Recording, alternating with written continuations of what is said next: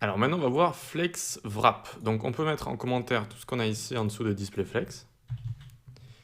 On va mettre ici un background gold à nos éléments. Gold, tac. On va enlever tout ce qui est item ici. Et on va en rajouter là. On va en rajouter, tac, et tac. Alors 2 fois. Ok, nickel. Les chiffres n'ont pas trop d'importance ici.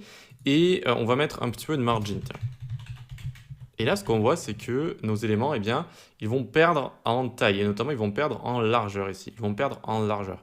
Mais comment on voudrait ne pas perdre en largeur comme ça? On verra un petit peu plus tard pourquoi ils perdent en largeur, mais là, on voudrait les mettre à la suite. On voudrait que, eh bien, ils passent à chaque fois à la suite quand ils n'ont plus la place sur la largeur comme ça. Eh bien, on utilise FlexWrap, qui est là juste pour ça. FlexWrap, et de base, c'est sur noWrap, d'accord? Donc, ça ne va pas wrapper à la suite, ça va faire diminuer comme ça la largeur de nos éléments. Et si on met wrap, regardez, propriété magique, tac, hop, ça passe en dessous comme ça. Ça passe directement en dessous, tout simplement. Et c'est quand même vachement pratique, notamment quand vous avez une width de, je sais pas, par exemple 70%, tac. Et donc regardez, hop, ça va être complètement fluide, c'est-à-dire que ça va directement passer à la ligne ici. À la ligne, ça passe à la ligne, ça passe à la ligne. Bon, et ensuite, ça va dépasser du conteneur. Il faudrait mettre 8 auto ici, par exemple. Tac, pour que ce soit parfaitement nickel, c'est-à-dire qu'à chaque fois, hop, vous voyez que ça va contenir tous les éléments. Et donc ici, c'est très facilement fluide avec notre width en pourcentage, et wrap, c'est-à-dire ça va venir wrapper en dessous à chaque fois. Hop, ça wrap, ça wrap, ça wrap. Voilà pour ça.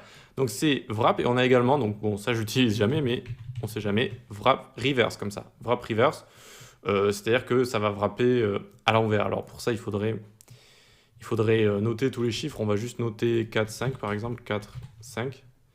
Hop. Alors, tac, nickel. Et regardez. 1, 2, 3, 4, 5 ici. Et dès que ça va wrapper, en fait, hop, eh bien, on a le 5 qui est ici. Et en fait, ça wrap, mais en sens inverse. Au lieu d'avoir les 4 ici cubes qui sont au-dessus et celui-là qui va wrapper en dessous, eh bien, il va wrapper au-dessus, on a les 4 en dessous. Alors bon, j'ai jamais vraiment utilisé ça, mais ça peut exister si jamais vous avez envie d'utiliser ce genre de fonctionnalité. Ok, donc voilà pour Wrap, on peut passer à la suite.